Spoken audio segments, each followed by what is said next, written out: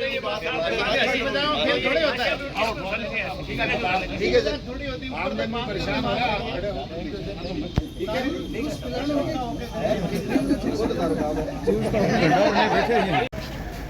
बार संघ नवलगढ़ के प्रतिनिधियों के साथ बड़े स्वादपूर्ण वातावरण में चर्चा हुई।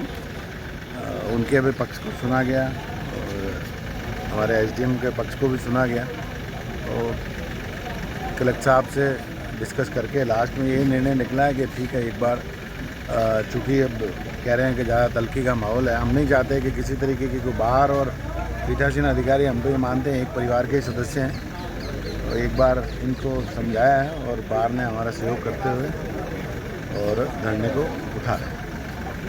तो किस बात पर सहमति बनी है सर? अब एसडीएम साहब के कोई घरेलू कार्य भी हैं, तो एक बार वो छुट्टी पे जाएंगे और बाहर भी अपना काम करेगा और आम जन वो शायद एसडीएम साहब को ऑर्डर करेंगे। ठीक है सर, धन्यवाद। जी बताओ, आज धरना स्थगित कर दिया गया है, तो बताओ किस बातों पर सहमति बनी है?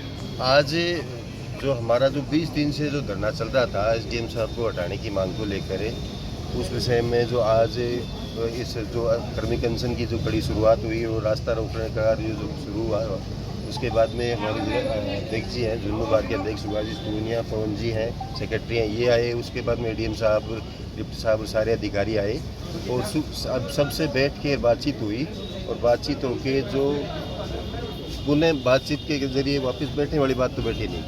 उसमें तय ये हुआ है कि जो एसडीएम साहब है उनको छुट्टी पर भेजा जा रहा है और उनकी जगह एसडीएम साहब है सुशील जी, उनको चार्ज दिया जा रहा है। तो 14 तक की छुट्टी भेज रहे हैं, तब तक हम इस धरने को स्थगित कर रहे हैं। हमने सबने आपस में तय कर लिया, तय करके उसके अनुसार ही उसकी पालना है। 14 के बाद में अगर जुट तो फिर मीटिंग करने का विश्वास दिलाया है और हो जाएगा। कलेक्टर साहब ने रिकमेंड भी कर रखी है, कलेक्टर साहब से, वकील साहब से वो मिलके भी आए हैं। तो 14 के बाद में नहीं हुई तो हम तो तैयारी है, लेकिन हमें उम्मीद है कि हमारी बात जो है इतने बड़े अधिकारी आगे कह के गए हैं तो उसकी पालना। आज ही ऑर्डर देने का बताओ, आज किन बातों पर सहमति बनी? आश्वस्त हैं। हमारे को भी कलेक्टर साहब ने सुबह मेरे को बुलाया था और प्रशासन से बातचीत हुई, मैंने इनसे बातचीत की फिर कि भाई एडीएम साहब इस तरह के आदमी जाएं तो वो बातचीत करें, वकील को जो भी मांग है। तो इनकी प्रशासन तो ये चाहता था भाई मिल बैठ करके आपस में इनकी समझाई से बैठ जाए, और तो वो तो बैठा नहीं।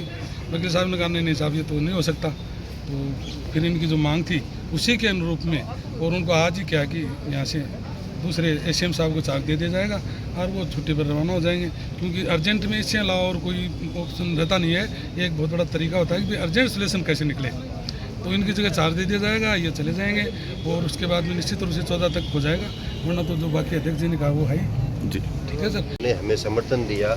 हमारे ज़िले की 7-8 बार संघ के जितने भी पदाधिकारी हैं, वो अधिवक्तागण हैं, उनका मैं आभार प्रकट करता हूँ।